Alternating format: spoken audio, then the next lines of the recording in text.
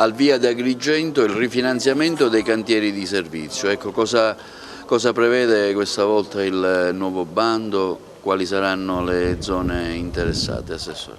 Sì, il bando appunto, come dicevo, è un nuovo bando con le stesse caratteristiche del primo, deriva da un rifinanziamento e da una redistribuzione delle economie del primo bando, non economie nostre perché noi abbiamo speso tutto, ma degli altri comuni siciliani, per cui ci è stato riassegnato lo stesso budget della prima tornata, diciamo, e quindi abbiamo già pubblicato il bando. Il bando scade il giorno 15 di novembre, per cui chi è interessato entro quella data può presentare la domanda anche andando diciamo, nei locali dell'assessorato ai servizi sociali.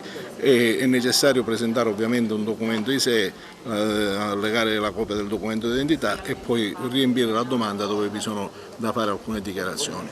Io penso che sia per Agrigento una nuova bella boccata d'ossigeno, un nuovo